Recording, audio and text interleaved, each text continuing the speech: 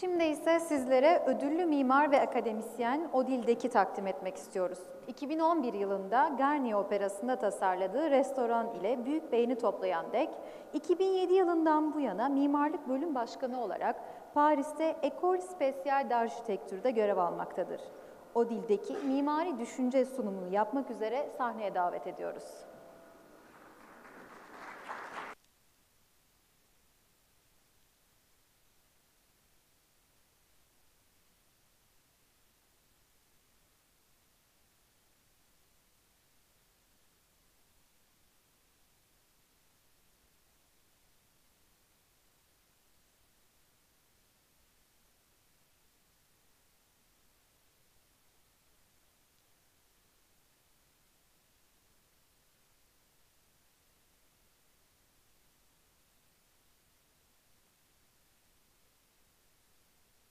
Okay, thank you, merci.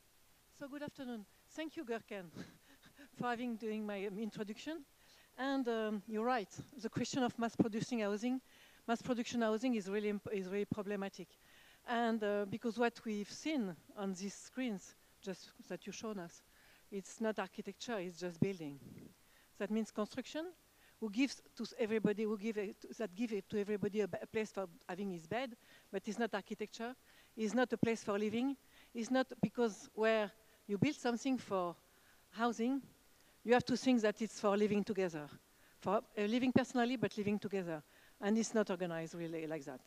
So it gives me a great transition to my architecture thinking, because architecture thinking is, because I strongly believe that architecture is not just a profession. It's a discipline. It's a discipline that means a way to think, a way to understand the world, and after that, a way to act in the world. It's really important. And it's very important to think like that, because today architecture and architect, but mostly architecture, is less and less considered as a real discipline. It's only considered as a profession that you have to do plans, you have to do building, you have to build, and that's it. But architects and architecture from the past, and today less and less, were really thinking the world. So it's time to rethink the world, and architecture will help us. So I'd start to show you some first, and I will explain more later on. So I will start to show you some installation to explain what is architecture, because architecture is not only building buildings, it's also thinking about the space, thinking how to interpret the space, how to perceive the space, how to live in the space. So this was an installation in New York in 2004 that I built like a little cabinet with walls which are not parallel, which are not vertical, which are covered by mirrors or painting, and on which we had projections. And because of the projection on these non-vertical walls, the space has been transformed. The space will be disturbed, and the perception of it was something else. That means that with architecture, you can change the perception of the space, you can change the perception of the world. Because this is not the real space, this is a reflection on mirrors on certain part of the space, and it has been changed, transformed. In an art gallery in 2007, I've been invited to do a presentation. So I built a little object, not a very little object. It was a little sketch that I did to the people in my office to explain how we can establish dynamic equilibrium. This is this little drawing on the top. And we built it by filling the space with only these two balloons, by showing that with a way of thinking the stability, the way to make it a little bit stable, but at the same time perceived as unstable, with these two balloons, we can change the perception of a space. The big balloon is a balloon of air, of 2 meters diameter. The little one is a balloon of aluminum filled with sand. In between that, we have 6 meters length of this little beam, which is 6 centimeters by 6 centimeters. And because this big balloon is filling the space, it compresses in a way the space. If somebody is walking on the beside, because it displaces the air, the balloon is a little bit moving. So you see the instability of the stability of this installation. Very little. I do very fast because I have half an hour. In a garden, in a festival of garden, we did an installation, again, to change the perception of the space. A garden, what is it? It's a space where we install these mirrors, black mirrors, which are not reflective, but just black mirrors, black glasses, sheets of glass, and we fill the ground with tires power. And it absorbs the sound on the floor, on the ground. And in the middle, we have this little black pond. And because of the absorption of the sound, thanks to the power tires, everything was silencious. Around, the thematic of the Festival of Garden around was colors. So it was very noisy of colors. But in my garden, in a way, it was really silencious. It was absorbing and silencious. Everybody was calm and it was quiet.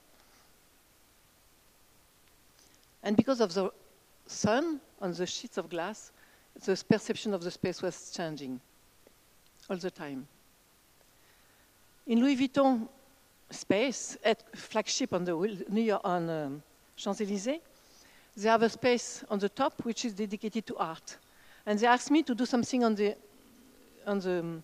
balcony on the top of the building.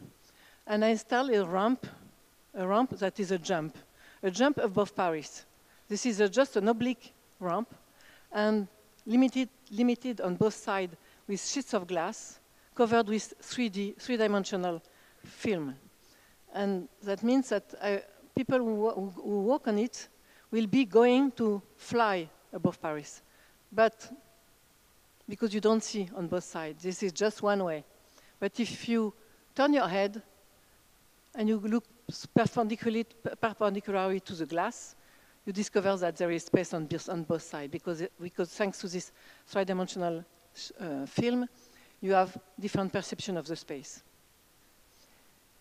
And in SciArc, I did a very regular installation, seems to be regular with this 4 triangle, but again, the walls are not perpendicular, the walls are covered with mirrors, so when you go in, you discover that you have to come in with this door, and you discover the space which is reflective on all these walls, and you don't understand how the space is organized, how the space is defined, and where you are, and where are the limits between the walls and the floor.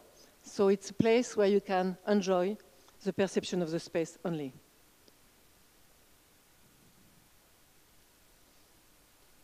So I wanted to show you this installation, as I said, because it's a question of how to experiment with space, how to experiment with the perception of the space, because it's nourishing the mind and the brain for doing architecture. So in Rome, some years ago now, I built the Museum of Contemporary Art. And it was a transformation of a place which has been before a brewery. I had to keep the walls, the facade on the street, and I could have opened a new door, a new entrance in the to the museum. And on the top, above the entrance, I established a cafe. The cafe in the glass box, because everywhere in Rome, you have cafe on the street. So this is the cafe of the museum on the first floor. Underneath, you have the new entrance. And you know, because of this question of environmental, we are in Rome. And in Rome, everything is about history. Everything is about ruins. But not only history, but specifically Roman time. If you speak to an Italian architect, and if you ask him to explain his work, he always, or she always, start to explain the Roman time. So it starts from the Roman time to explain the site, and after that it jumped to the 21st century. In between, nothing important, just Roman and today. So in Italy, it's why doing a competition for a contemporary art museum is really a challenge. And it's why I decided to keep, and they asked me to keep the facade on the street of the old brewery and to establish another world on the back of the facade. The only place where I could have shown that something new is happening is the entrance with this cafe. To come in the museum, you have to go underneath this glass box, which is underneath the cafe. To cross the little garden and to enter inside the museum, inside the foyer. The foyer is all painted in black, except the auditorium in the middle. And it's crossed at mid-height with these path rails. To travel the space, to go in the different part of the museum. Turning around this auditorium, which is an object, a monolith in the middle of the space. Under a glass roof, which is a fountain. The fountain is on the roof. The fountain is above, but at the same time, because it's a glass, it belongs to the foyer, which is a public space inside the museum. Above the auditorium, there is a space, and this space is a calm, a quiet place. It's a place where you can read under the fountain. To go inside the auditorium, you have to take a ramp. And this auditorium is painted with a matte surface. But inside, everything is bright. Everything is red. It's just a art, coming into the art of the museum. It's the art because it's a place where you can meet, when you discover, you understand, everything is explained, everything is talked. So it's why I wanted to have it like the expression of the art. We designed everything. I can't explain everything because it's very short, but because I have many things to show you. But we designed everything, the seats, the lamps, etc. But the exhibition room have to be quiet. It have to be neutral because it's for the artist. It's a place for artists, it's not a place for the architect. Usually when you speak about what is a contemporary art museum, you always think that it's a white, neutral box. But I remember that I was reading a discussion between Frank Gehry and Daniel Buren, the French artist, when I started this museum, this competition. And Frank Gehry was asking to Daniel Buren, does a contemporary art museum has to be a white neutral box? And Daniel Buren was saying, not obligatory. It's not always a white neutral box.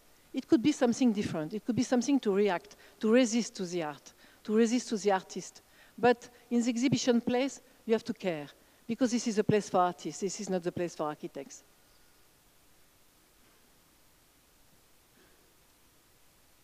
So in the night, the glass fountain becomes the light of the place above.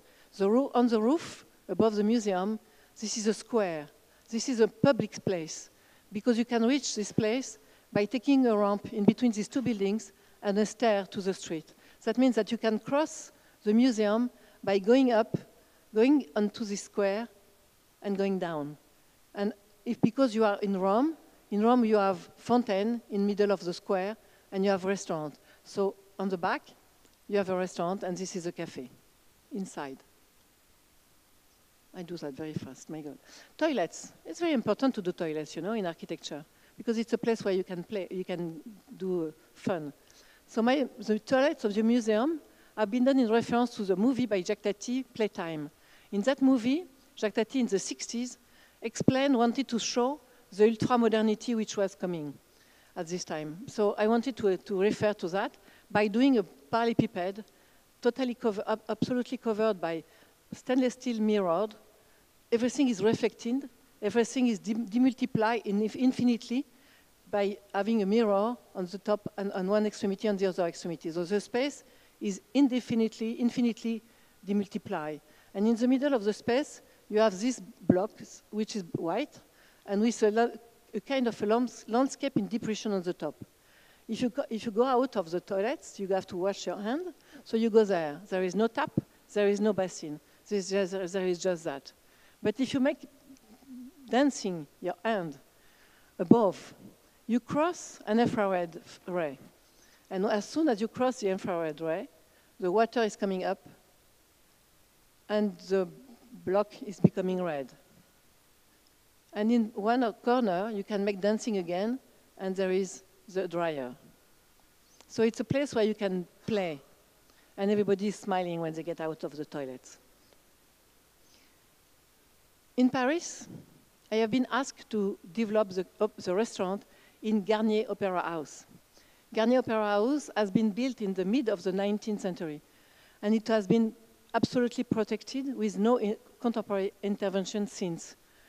And I have been asked to establish the restaurant under this cupola, which is a rotunda, and this rotunda was an open air space because it was a place where the horse carriages were bringing people to go directly to the foyer of the opera. And I have to create a facade. I have to close the space to create a restaurant. And the Historical Protection Committee didn't allow to close the facade, to close and to create a facade, because Charles Garnier didn't do that. So I decided instead of doing a facade, to create a line just on the back of the columns, a sinuous one, to do that in glass, in sheets of glass, 6 meters high, and to have no frames to frame them, to have just sheets of glass, sinuous, on the back of the columns. And because I didn't have enough space, I have to create a mezzanine. And it was forbidden again to create a mezzanine. It was forbidden to create a floor, because Charles Garnier didn't do that. When it's protected, it's very strict. So, and I didn't have the right to touch anything, the column, the walls, the cupola. So I created a mezzanine, which is again a sinuous line, with a negotiation for this line to keep the top of the cupola seen from the ground floor, and to turn around the columns, etc. By doing that, this is the facade. The facade is on the back of the column. This is just sheets of glass undulating, just stabilized by these little sheets of steel and continuing to the cupola. Inside, the mezzanine is supporting by these legs or these columns, which are on the B side of the former column of the space, because I couldn't have columns inside the cupola, underneath the cupola, and everything is in cantilever. And it's just plaster, molded plaster, with a steel structure, which is flying or going above the room. On the ground floor, you are in the street, because the glass is absolutely transparent. And you can have views from the top, from the first floor to the ground floor. On the back of the space, we have a lounge with a sinuous sofa, and we are underneath the place where we have all the columns of this system, because everything is in cantilever on the other side. And the lighting system is in pockets to use the indirect lighting by using the ceiling underneath the mezzanine. And above, everything is red. Everything is red, the walls, the parapet, the carpet, the tables, the seats, because it's a more intimate place. It's a place where you are not directly connected to the street. You are much more with your friends, with your family, and you can choose the space because of the configuration of the plan. There are different kind of spaces that you can choose for having dinner or lunch. And it's not anchored inside the cupola, because if you look carefully at the top of the glass sheets, it has been cut in reference to the cupola.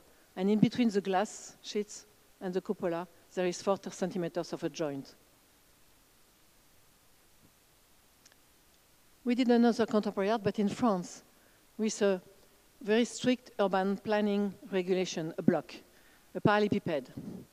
And in front of us, we had this sculpture, which is the only three-dimensional piece of art of an abstract artist from the end of the 20th century. And she asked, because she was before the building, and she asked not to light a piece from the building and to create a silencious facade.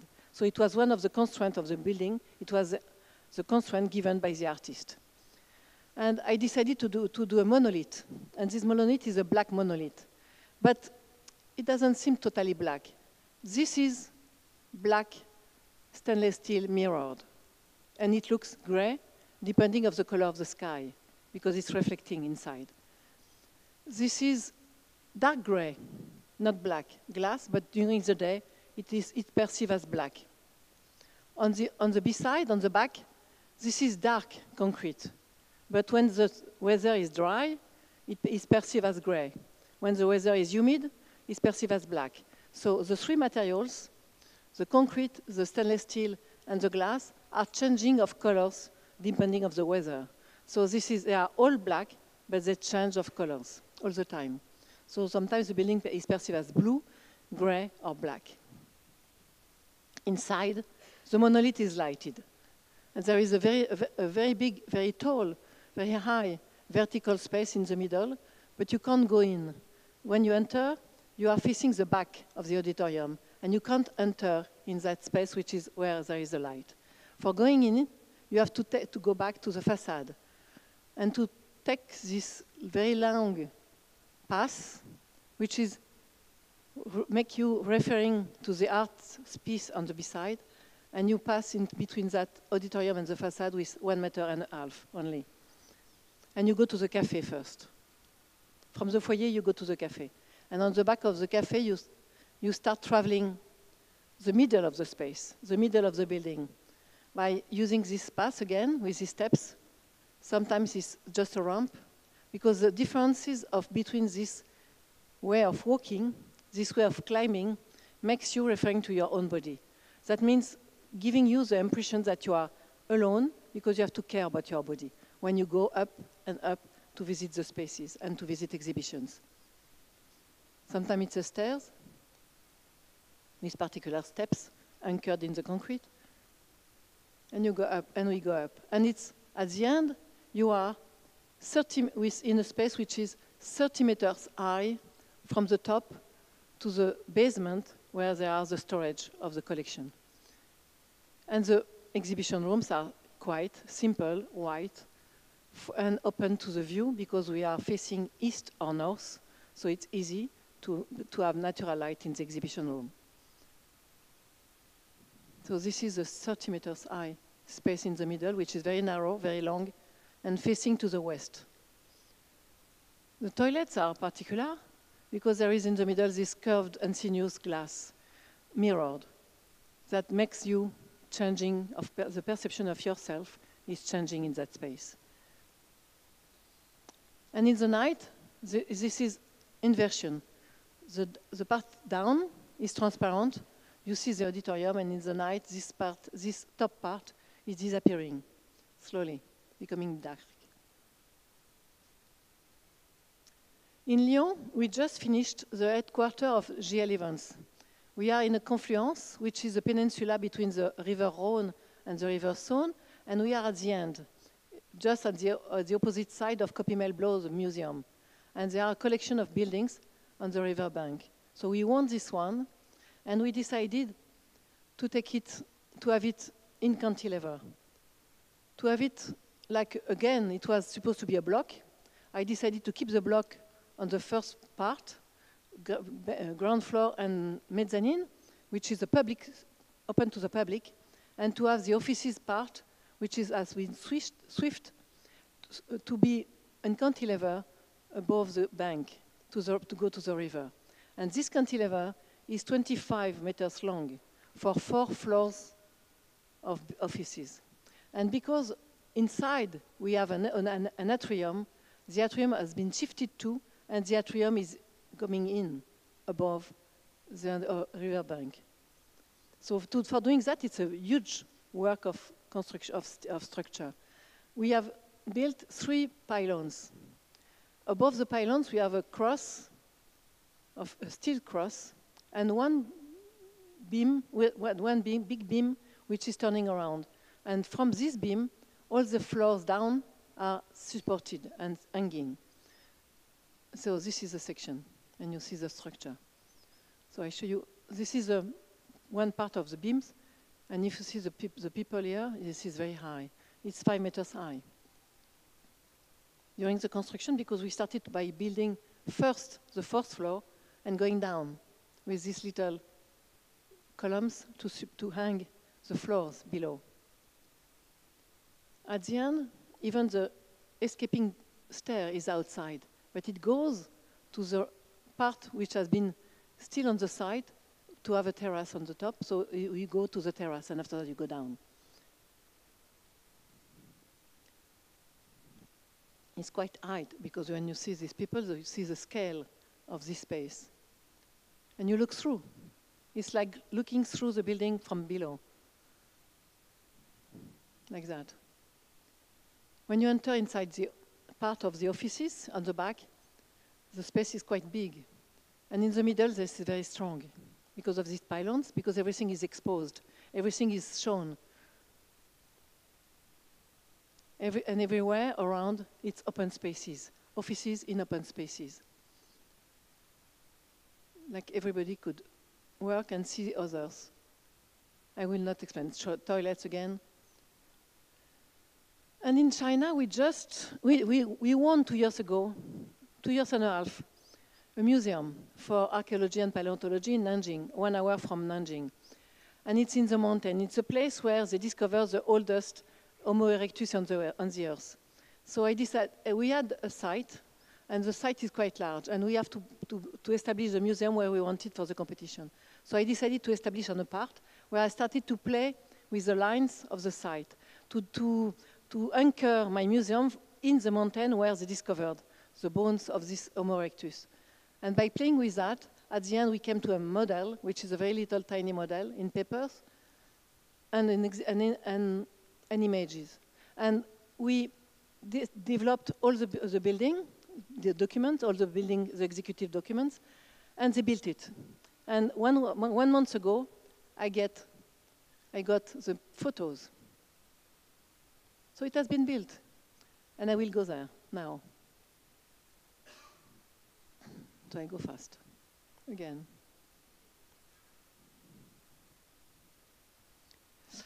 Okay, I go. I have no time? It's not finished? No, I have time, okay. So we won a competition, but it has not been built in Paris, which is very particular because the site is on the river. Here, Grand Palais, Place de la Concorde, and Invalides. So this is a very central place where I had to establish an offices building and event space, both the same size. So I was searching how to play with 2 volumes, 2 programs which are exactly the same weight. But I wanted to play with destabilization and displacement and instability. So I searched and discovered that in the astrophysics, there are some scientists who describe the place for the black hole where the space is going down in the black hole like that. So I love these drawings, and I decided to play with that to build these 2 volumes. By turning around a ribbon inside the volume for describing an atrium, and after that describing outside a place, a volume, and inside space, like that. Like for the offices place, on the river, like that, like a submarine anchored on the river, and the other place, which is just an event place with an outside place. And this floor is underneath the level of the river. It hasn't been built, not yet.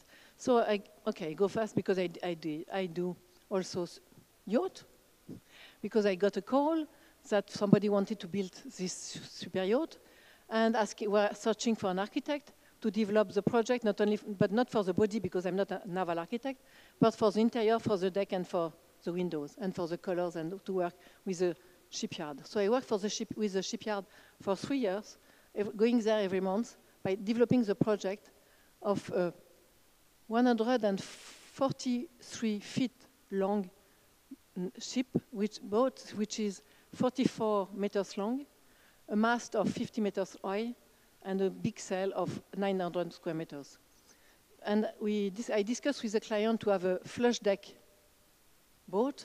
That means a total surface with no object, no asperity, no transformation, just smooth surface, even if we had to have some strong development of the surface for having the winches, for example, like that, but we developed that for them.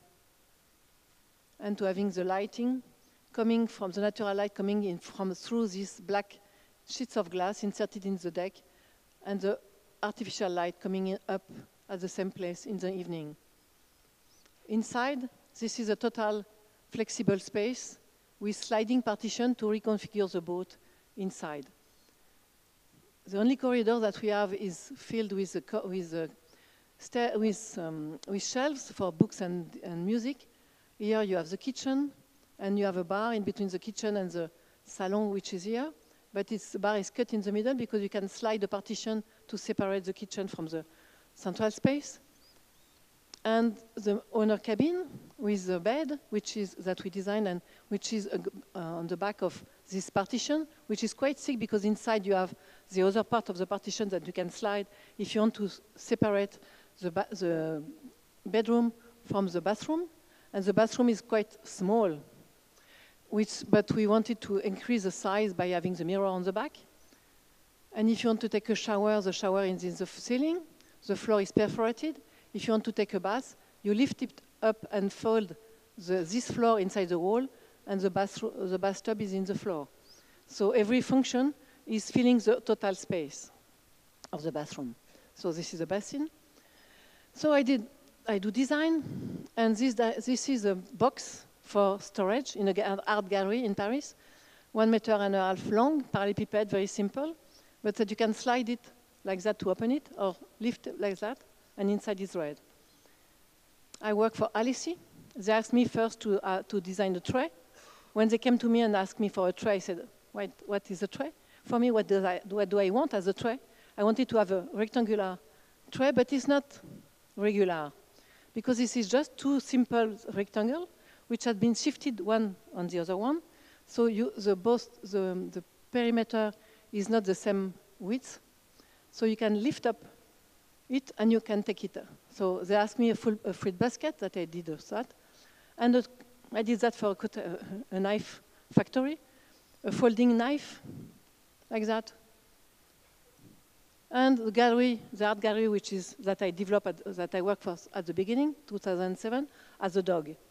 And the dog wants to, the owner of the gallery wants to keep the dog and wants to bring back the basket. So I said, no way, no basket for dogs in a gallery. So I designed a basket for the dog by taking the measure of the dog, building that molded aluminum form, developing the surface of the mattress for Victor. And last year, we said with the owner of the gallery, now we can do that form for man to mice. So last year for Christmas, we decided that for mice. So this is the end of the presentation of my work. But I want to speak about that also. 5 weeks ago, I established a new school of architecture in Lyon, in France. Why? Because I was quite fed up and tired by the fact that today, in schools of architecture, we are only talking about educating architects to do just architecture, just building. And I want to say and to announce that School of Architecture is not dedicated for architects. It is dedicated for education in architecture.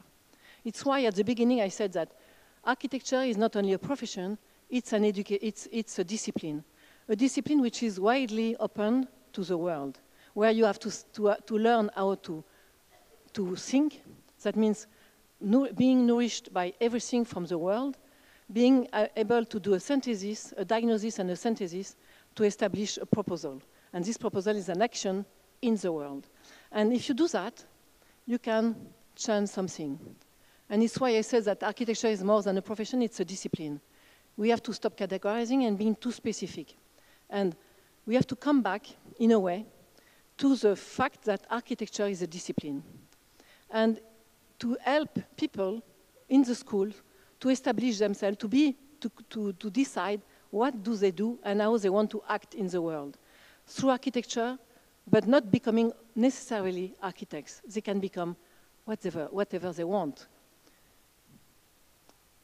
And it's why when people speak about architecture design thinking, which is now from everywhere, everybody is speaking about design thinking, which is a way to change the world, to change the way to produce, to change the way to consumize, to change the way of doing everything.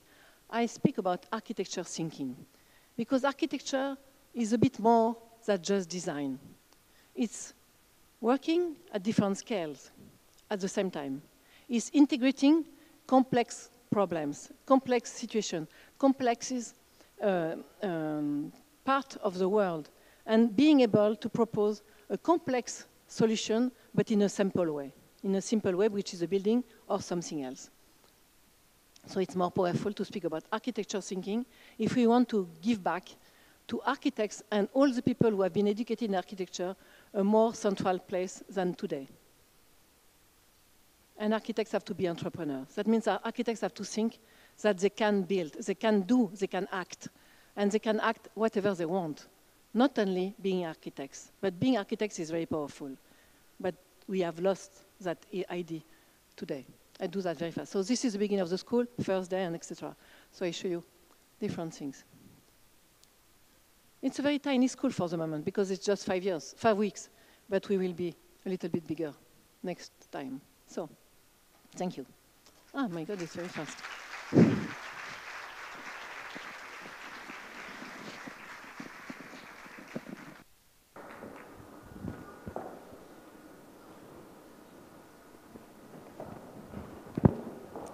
Biraz yorulmuşum.